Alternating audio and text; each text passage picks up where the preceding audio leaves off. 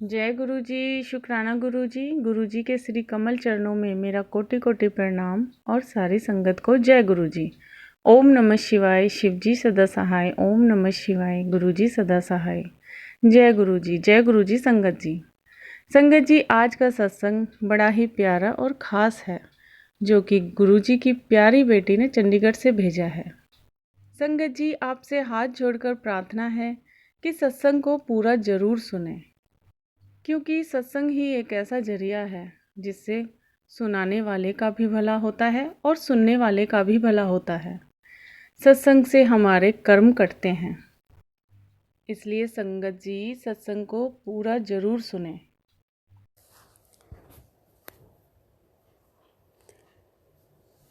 जय गुरु जी। शुक्राना गुरु जी। मैं गुरु जी की बेटी चंडीगढ़ से फिर से अपना शुक्राना सत्संग लेकर आई हूँ। मंत्र शब्द शुरू करते हैं। ओम नमः शिवाय। शिव जी सदा सहाय। ओम नमः शिवाय। गुरु जी सदा सहाय। ओम नमः शिवाय। शिव जी सदा सहाय। ओम नमः शिवाय। मेरे गुरुपा सदा सदा सदा सहाय। संगत जी, मेरा आज का सत्संग ये है कि सुबह से काफ़ी मैं बिज़ी रही आज, और बड़ा अजीब थकान सी, कल भी आज भी ना हेडेक सा हो रहा था।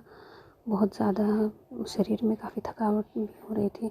सुबह जब मैं बच्चे स्कूल के लिए निकले और मेरे अंकल जी भी निकले, तो फिर मैंने अपनी मदर इन लॉ को नाश्ता वाश्ता सब कुछ करा के फिर मैं पूजा करने बैठी। तो मैंने पूजा भी नहीं कर पाई, मुझे इतनी नींद आ रही थी ना, बहुत ज़्यादा नींद आ रही थी। तो जैसे तैसे फिर मैंने पाठ थोड़ा बहुत कर लिया, गुरु महाराज से माफ़ी भी मांग ली। वैसे भी अमृत वेला मैं कर नहीं पाती हूँ, क्योंकि हम रात को बहुत लेट सोते हैं, और गुरु महाराज के मैसेजेस वैसे भी आते हैं कि अगर तुम अमृत वेला नहीं कर सकते हो तो घूमते फिरते उठते बैठते मेरा नाम सिमरन करो। तो शुक्राना गुरु महाराज, शुक्राना। और कभी कभी ये मैसेज भी आ जाता है कि अमृत वेला संभाल लो, एक बार अमृत वेला संभाल लो।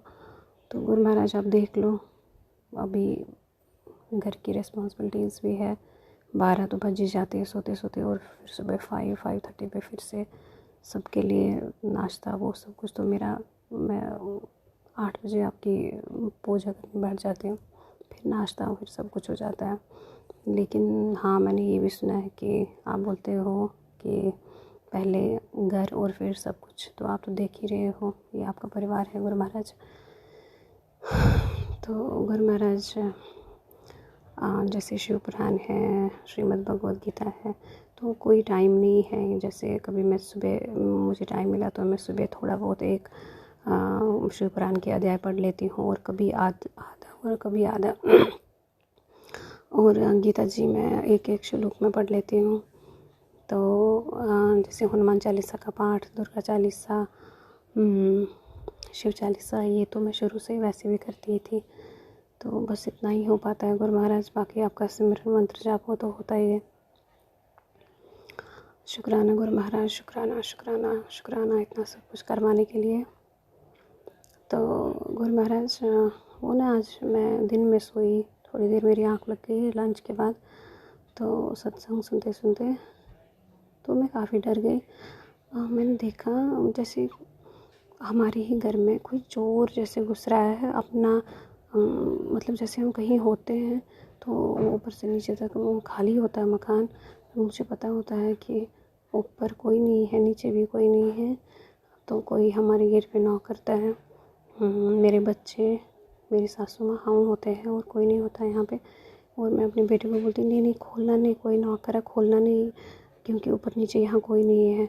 तो जैसे कोई चोर होता है, और मुझे जैसे लगता है कि वो एक आदमी है अपने बच्चे को लेके, और उस बच्चे के हाथ में कुछ है, कुछ फ़ोटो सा, कुछ कार्ड सा।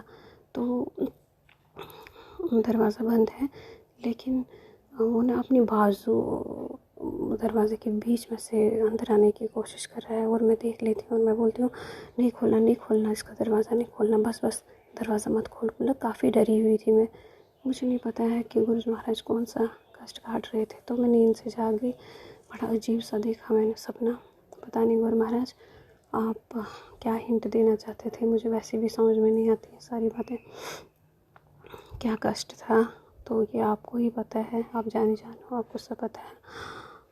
आज रात को भी मैंने सुबह सवेरे देखा था सपना उठने से पहले कि जिस संगत आंटी के यहाँ, प्रीति आंटी के यहाँ हम सत्संग आपका जब पीछे था 24 मार्च को, तो उन्होंने इनवाइट किया था, सेम वैसी सिचुएशन है वहाँ पे। उसके इन लॉज है, उसका हस्बैंड है, उसकी बेटी है। मैं देखती हूँ सपने में वो सब कुछ, मैं वहीं पे हूँ रात को।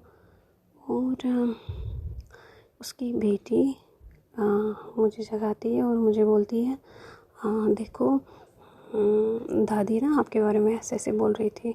फिर मैं देखती हूँ कोई उठा ही नहीं है, अभी मैं ही जागी हूँ।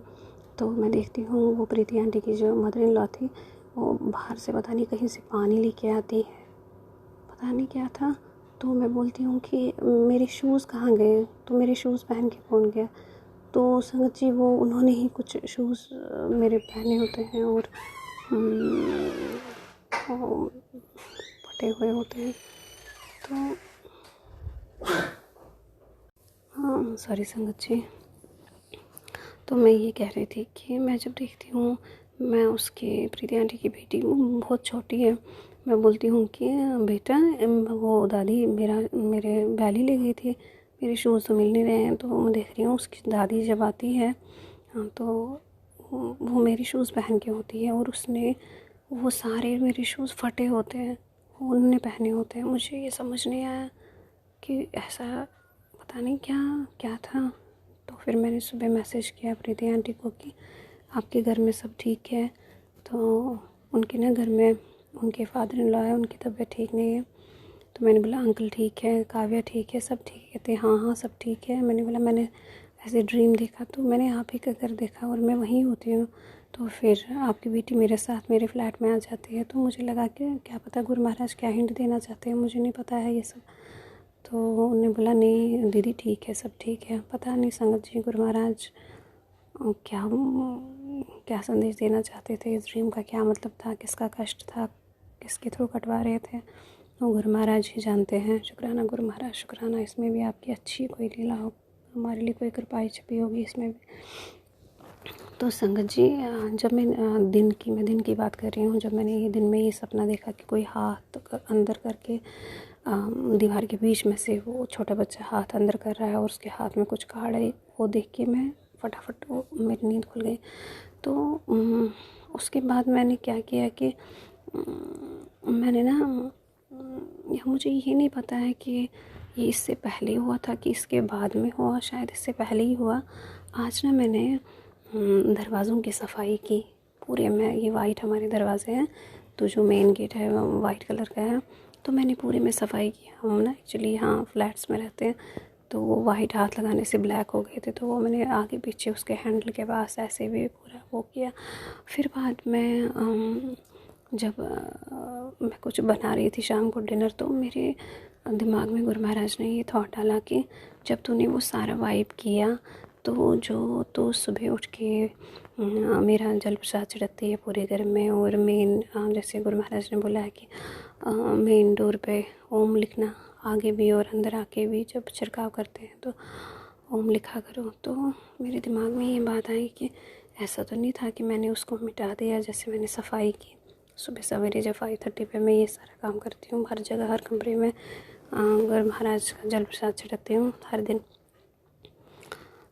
और फिर थोड़ा नहाने के लिए, और फिर जो बच्चों को या खुद को हम भी लेते हैं वो प्रसाद, जल प्रसाद। तो संगत जी मेरे दिमाग में ये आया, गुरु महाराज ने डाला कि वो तो तू सुबह जैसे ओम लिखती है उसी जल प्रसाद से तूने वो मेन गेट ही पूरा साफ़ कर दिया, और तुमने वो जो सेफ्टी होती है तो वो तो तूने पहले ही खुद ही अपने हाथ से मिटा दी। तो शायद मुझे लगता है मेरी ड्रीम का उसके साथ कोई कनेक्शन है, क्योंकि फिर ना कोई कोशिश कर रहा था ना, मतलब हमारे अंदर आने की, घर में अंदर आने की, जैसे मैंने आपको ड्रीम बोला, तो मैंने इसको इसके साथ कनेक्ट किया। और फिर संगत जी मैंने क्या किया कि मैंने जल प्रसाद उठाया और फिर से वहाँ पे शाम को ओम बना दिया, जैसे मैं सुबह करती हूँ, और थोड़ा सा छिड़का पूरे घर में। तो मुझे नहीं पता है, वैसे भी बोलते हैं गुरु महाराज तू अपना दिमाग ज़्यादा चलाती है, या तो तू चला, नहीं तो मैं, दोनों में से एक ही करेंगे ना।